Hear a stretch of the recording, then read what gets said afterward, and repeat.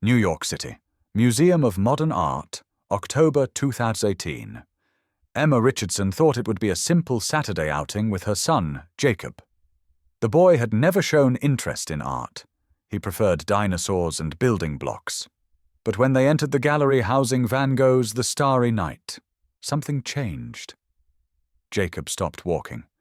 His small body went rigid, his 6-year-old eyes fixed on the painting with an intensity that made Emma's stomach tighten. What would you do if your child stood in front of the most famous painting in the world and told you it contains a message for the dead? And what if he pointed to a single brushstroke and said it was a doorway for those who remember dying? "Mom, that one is wrong." The boy pointed to a specific swirl in the upper right corner of the canvas. "That's not a star. That's a doorway." Emma laughed nervously. "A doorway to what, sweetie?" Jacob turned to her, with tears streaming down his face. "To where we go between lives. Van Gogh put it there so people like me would find it. People who remember." Emma felt the ground shift beneath her feet. Her son had never studied Van Gogh. They had never discussed reincarnation. He still watched cartoons and believed in Santa Claus. "How do you know that, Jacob?" The boy wiped his eyes and spoke with a certainty that belonged to someone much older. "Because I've been through it, Mom. Twice. And Van Gogh was there the second time. He was painting this when I found him. He told me to look for it when I came back." Emma glanced around the crowded gallery. Other visitors moved past the painting, seeing only swirling night sky and a sleeping village. But her son saw something else, something that had been hidden in plain sight for 130 years. That night, Jacob would draw a map of the painting, a map that showed hidden symbols, mathematical patterns, and precise coordinates that should not exist in a work created in 1889. And when Emma contacted art historians, they would discover something that would shake the foundation of everything they knew about Vincent van Gogh. Before we continue, please consider subscribing to the channel and letting us know where you're watching from. We read every single comment and truly appreciate you taking the time to listen to the story. The Richardson family lived in a 3-bedroom house on Maple Street in Ridgewood, New Jersey. The kind of place where neighbors waved from porches and kids rode bikes until the streetlights came on. Mark Richardson was 6 years old, with messy brown hair and a gap between his front teeth that made him look younger than he was. He spent his afternoons sprawled on the living room carpet, coloring rockets and planets with stubby crayons worn down to nubs. His bookshelf overflowed with picture books about astronauts and distant galaxies. Every night, he begged for one more story before bed, and every night his mother, Emma, gave in. She was a kindergarten teacher with soft hands and an even softer heart, the kind of woman who saw magic in everything. She believed in intuition, in signs, in the possibility that the universe spoke if you listened carefully enough. Mark's father, David Richardson, was her opposite. He worked as an electrical engineer at a firm in Manhattan, solving problems with numbers and logic. He fixed broken appliances, balanced the checkbook, and rolled his eyes whenever Emma talked about fate or cosmic timing. There was no room in David's world for things that couldn't be measured or explained. Mark was their only child, and they protected him with the fierce, quiet devotion of parents who had waited years to become parents. He went to Lincoln Elementary, played soccer on Saturdays, and had a best friend named Tyler who lived 2 houses down. His teachers said he was bright, but easily distracted, always staring out windows during lessons. Nothing about Mark suggested he was different. Nothing about his life hinted at the impossible. Until the night of October 23rd, 2018. The night Mark woke up screaming about a man with red hair and a bandaged ear. The night he drew a picture that would change everything. The night Emma and David's carefully constructed world began to unravel. It started with a fever. Mark came home from school on a Wednesday afternoon complaining his head hurt. By dinner time, His forehead burned under Emma's palm. 102 degrees. David gave him children's Tylenol and they put him to bed early, windows cracked to let in the cool October air. At 2:17 a.m., the screaming started. Emma bolted upright, her heart hammering. Mark's voice tore through the quiet house, raw and terrified. She ran down the hallway with David close behind. They found their son sitting up in bed, eyes wide open but unseeing. "The sky is eating me. The sky is eating me. Mark, wake up." Emma shook his shoulders gently. "Baby, you're dreaming." But when Mark's eyes finally focused on his mother, the fear didn't leave. "It swallowed me, Mum. The swirling sky. I couldn't get out. For 3 nights, the fever raged. For 3 nights, Mark woke screaming about spirals and darkness. On the 4th morning, the fever broke. Mark sat at the kitchen table, quiet and pale. Then he asked for paper and crayons. He drew for 6 hours straight. His small hands moved with frantic purpose, pressing so hard the crayons snapped. The drawings covered the kitchen table. Violent swirls of dark blue and black. A crescent moon with a halo. A village of crooked houses beneath a churning sky. Cypress trees like black flames reaching upward. Mark had never drawn anything like this. He usually drew stick figures and smiling suns. "Where did you see this, sweetheart?" Emma knelt beside him. Mark didn't look up. "I didn't see it. I lived it." He pointed to the sky in his drawing. "This is wrong, Mum. He didn't finish it right." "Who didn't finish what?" "The man with the red hair. His ear was bleeding and he was crying. But he told me to remember. He told me to find it and make it right." Emma's blood turned to ice. That night, unable to sleep, she opened her laptop and typed 5 words into the search bar. Famous painting swirling night sky. The first image that appeared made her hand fly to her mouth. Emma stared at the glowing screen. Van Gogh's The Starry Night filled her laptop. The swirling sky, the dark cypress, the sleeping village. Every element matched what her 6-year-old son had drawn. She closed the laptop and sat in the dark kitchen, hands trembling. The next morning, she showed Mark the painting online. "Do you recognize this?" Mark looked at the screen and nodded slowly. "That's it. That's what I saw." "Where did you see it, buddy?" David asked, arms crossed. He'd been listening from the doorway, skeptical. From the window. Mark's voice was matter-of-fact. The window at St. Paul. Emma felt her chest tighten. "What's St. Paul?" "The asylum in St. Remy." Mark traced the cypress tree on the screen with his finger. Vincent painted this from his room. 2nd floor, east wing. He could see the Alpilles Mountains in the morning, but at night he only saw the village and the sky. He painted it in June. June 1889. The room went silent. David moved closer. "How do you know that?" Mark looked up at his father with eyes too old for his face. "Because I was there. I watched him paint it. He was so sad, Dad. He kept saying the colors were lying to him. He said the yellows screamed too loud and the blues were trying to drown him." Emma's hand covered her mouth. Mark had never heard of Van Gogh. They didn't own art books.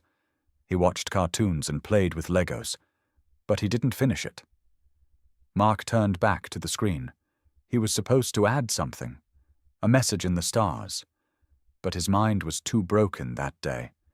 He painted the doorway, but he never painted the key. "What key?"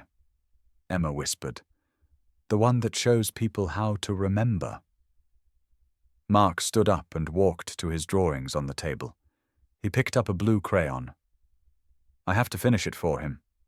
That's why I came back. Vincent told me someone would have to finish it. He said it would take 100 years, but someone would remember. Someone would come back and make it right." David slammed his coffee mug on the counter. "Enough. This stops now." Emma flinched. Mark looked up from his drawings, crayon frozen in mid-air. "David, please." Emma's voice was soft, pleading. "Just listen to what he's saying." "I am listening." David pointed at Mark. "And what I'm hearing is a 6-year-old repeating things he overheard somewhere. Maybe at school, maybe from a documentary you had on in the background. Kids absorb everything, Emma. You know that." But he knew details, specific details about the asylum, about the month. Details. David laughed bitterly. "You can find all of that on Wikipedia in 30 seconds. He had a high fever for 3 days. Fevers cause hallucinations, vivid dreams, the brain misfires. That's basic biology." Emma crossed her arms. "And the drawings?" "He drew that painting before he ever saw it. Coincidence, subconscious memory. Maybe he saw it in a library book and forgot." The human mind plays tricks, especially in children. David turned to his son. "Mark, buddy, I need you to understand something. Van Gogh was a real person, but he died over 100 years ago. You didn't know him. You weren't there. This is just your imagination working overtime because you were sick." Mark's eyes filled with tears. "I'm not making it up, Dad." "Yes, you are, and it ends today. No more drawings, no more talk about painters or asylums or messages in the sky. You're 6 years old. You should be thinking about school and soccer, not this nonsense."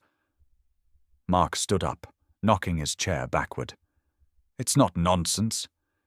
His voice cracked with desperation. "The sky closes again if no one listens. If I don't finish it before I forget, it'll be gone forever." "What'll be gone?" David demanded. "The doorway." Mark was crying now, his small body shaking. The way back for people like me, people who remember dying. Vincent left it open, but it only stays open if someone finishes it. He told me I'd have 3 months. 3 months before the memories fade. "Dad, please, I'm running out of time." Emma waited until David left for work. She told Mark to get his jacket. They were going on a special trip, just the 2 of them. She didn't tell David. She couldn't. He'd forbidden any more discussion about Van Gogh, about paintings, about memories that shouldn't exist. But Emma couldn't ignore what she'd seen in her son's eyes. That wasn't imagination. That was recognition. The Ridgewood Public Library had a small art section on the 2nd floor. Emma had called ahead. They had what she needed. She held Mark's hand as they climbed the stairs, her heart pounding. A librarian had set up a large reproduction of The Starry Night on an easel in the corner reading area. It wasn't the original, but it was big enough, detailed enough. Mark stopped breathing when he saw it. His small hand tightened around Emma's fingers. His face went pale. "Baby." Emma knelt beside him. "Are you okay?" Mark walked forward slowly, like he was approaching something holy, or something haunted. He stood inches from the canvas, his eyes scanning the swirling sky. His finger rose, trembling, and pointed to a specific spiral in the upper right quadrant, a tight vortex of blue and white that curved inward like a galaxy collapsing. That's where he hid it. Mark's voice broke. Tears streamed down his cheeks. "That's where I hid it." Emma's breath caught. "What did you just say?" Mark turned to her, his face crumpling. "I hid it, Mom, not him." "Me. I put the message there because Vincent's hands were shaking too much. He was crying and saying the voices wouldn't stop. So I guided his brush. I told him where to put the white, where to curve the blue. I made that spiral, and I hid the doorway inside it." Emma pulled her son into her arms. He sobbed against her shoulder, his small body shaking with a grief too ancient for a child. In that moment, surrounded by bookshelves and the musty smell of old paper, Emma stopped questioning. She stopped rationalizing. Her son wasn't imagining this. He was remembering it. Dr. Catherine Wells arrived at the Richardson home on a grey Saturday morning with a leather briefcase and barely concealed irritation. She was a professor of post-impressionist art history at Columbia University, author of 3 books on Van Gogh, and she had better things to do than humor a delusional child. Emma had found her through a university website and practically begged for a consultation. Dr. Wells agreed only because she was writing a paper on Van Gogh mythology, and this might make an interesting footnote. She sat across from Mark at the kitchen table, her expression polite but patronizing. "So, Mark, your mother tells me you have memories of watching Van Gogh paint The Starry Night." Mark nodded. "I didn't just watch. I helped." Dr. Wells smiled thinly. "That's quite a claim. Can you tell me anything specific about how he painted it?" Mark looked down at his hands. He used zinc white for the stars. Not lead white. Zinc white because it dried slower and he could blend it into the blues while it was still wet. He wanted the light to feel like it was moving. Dr. Wells's smile faltered. "That's correct, but it's documented in his letters." "A lucky guess." Mark continued, his voice steady. He painted over another picture first. There's a portrait underneath. A woman's face. You can't see it anymore, but if you look with the special cameras, the ones that see through paint, you'll find her. She's tilted to the left. Her eyes are closed. Dr. Wells felt the air leave her lungs. "What did you just say?" "There's a woman under the painting." Mark met her eyes. Vincent felt bad painting over her, but he didn't have money for new canvas. He told me her name, but I can't remember it anymore. It started with an A. Dr. Wells's hands trembled as she opened her briefcase. She pulled out a tablet and scrolled through files with shaking fingers. In 2014, the Museum of Modern Art had conducted infrared reflectography on The Starry Night. The results weren't widely published. Beneath the visible paint layers, they'd found traces of an earlier portrait. A woman, face tilted left, eyes closed. No 6-year-old should know that. The Museum of Modern Art doesn't allow children to get close to The Starry Night. The painting sits behind protective glass, roped off, monitored by cameras and guards who watch for anyone leaning too close or raising a phone. But Dr. Catherine Wells made a phone call. Then another. Then 3 more. On a Tuesday morning in early November, the Richardson family stood in Gallery 516 before it opened to the public. Emma held Mark's hand. David stood behind them, jaw tight, still skeptical despite everything. 2 museum conservators flanked Dr. Wells, along with the head of security and a woman from the acquisitions department. They all looked uncomfortable. "This is highly irregular," the security chief muttered. Dr. Wells ignored him. Mark stepped forward. The gallery was silent except for the hum of climate control. He stood 2 feet from the painting, his small frame dwarfed by the canvas. His eyes moved across the surface, searching. There. Mark pointed to a region in the upper right sky. Inside that spiral. One of the conservators leaned in with a magnifying loupe. "I don't see anything unusual. It's not something you see." Mark's voice was calm, certain. "It's something that moves." The conservators exchanged glances. "What do you mean, moves?" "The paint." Mark traced the air in front of the spiral without touching the glass. "If you look at how the brush strokes curve, they're not random. They're directional, like arrows. Each stroke points to the next one. If you follow them in order, they spell something. That's impossible." The woman from acquisitions frowned. Van Gogh painted gesturally. "There's no deliberate sequence." Mark turned to face them. "Then why does every stroke in that spiral curve exactly 23 degrees from the one before it? Why do they make a pattern that repeats every 7th rotation?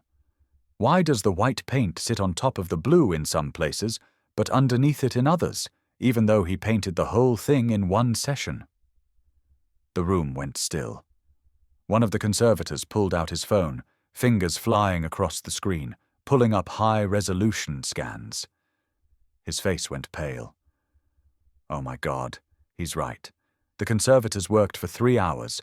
They brought equipment from the lab, digital microscopes, infrared cameras, spectral imaging software that could separate individual layers of paint and map the exact sequence Van Gogh had applied them.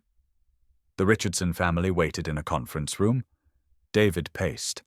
Emma sat with Mark, who drew quietly on museum stationery. Dr. Wells stood at the window, arms crossed, staring at nothing.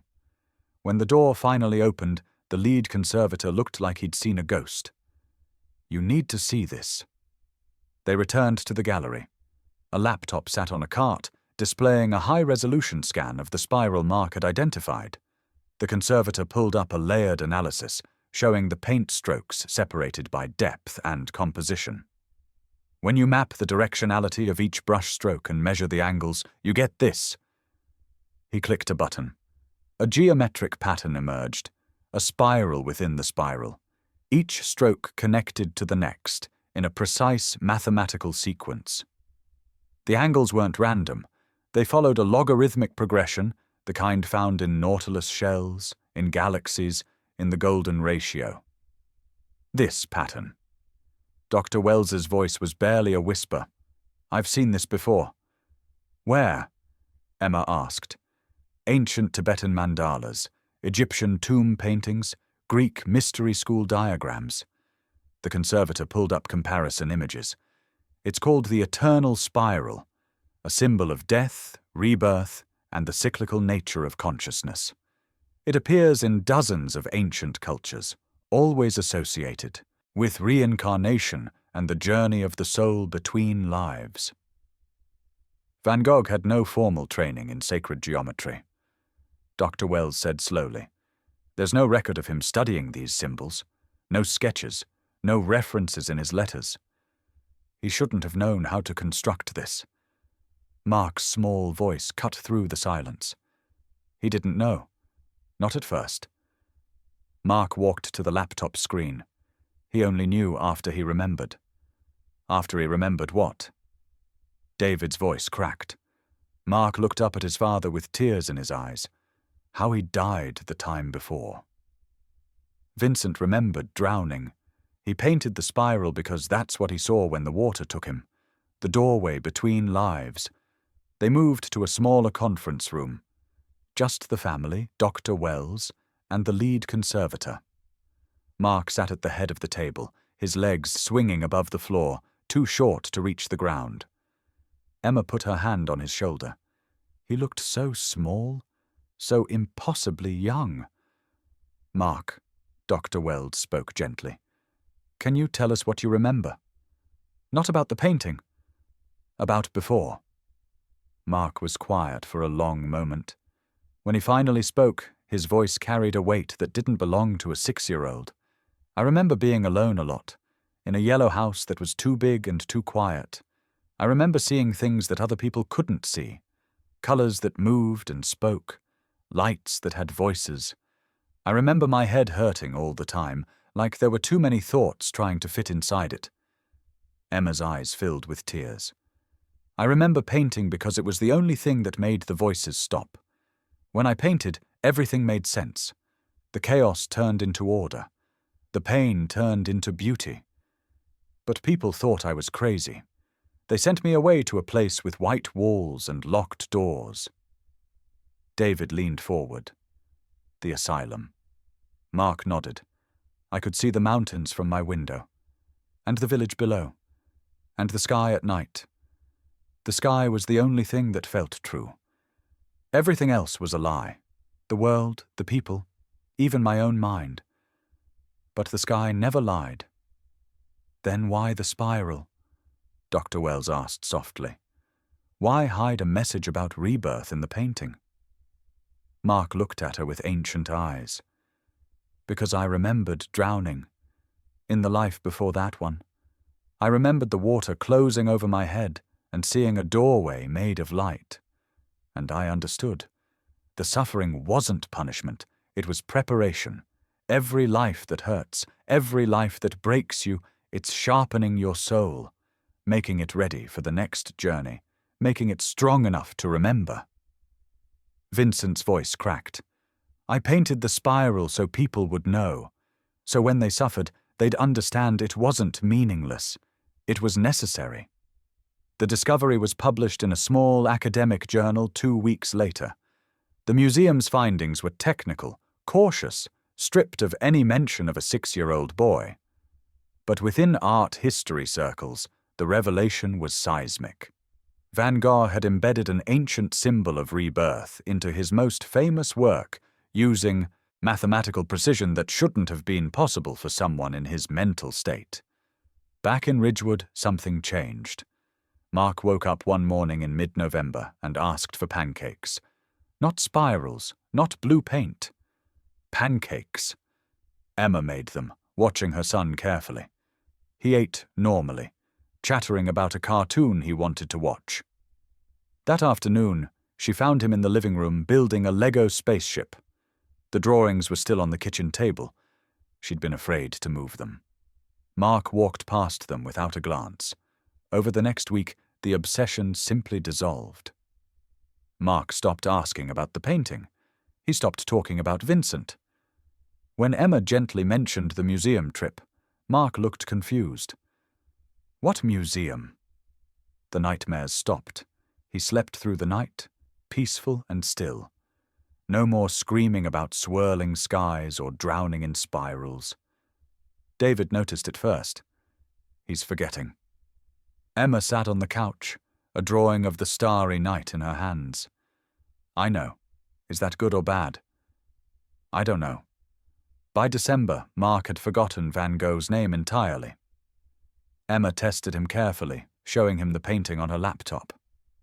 Mark shrugged. That's pretty. Who made it? A man named Vincent. Oh, cool. Can I play outside? Dr. Wells called on Christmas Eve. How is he? He's gone, Emma whispered. All of it. The knowledge, the memories, everything. He's just Mark again. Dr. Wells was quiet for a long moment. Maybe that's the point. Maybe we're only meant to remember long enough to deliver the message. Then we get to be children again. Emma watched through the window as Mark built a snowman with David. He was laughing, his cheeks red from cold, completely present in this moment. This life. The doorway had closed. The sky was finally still. 3 months after the museum discovery, Emma Richardson stood in her kitchen holding one of Mark's drawings. The spiral. The one he'd made with such desperate certainty. The one that matched a pattern hidden for 130 years? She'd framed it. Not because she understood what had happened, but because she needed proof it was real. Mark was outside, playing tag with Tyler, laughing, falling, getting up again, being 6, the way he should be.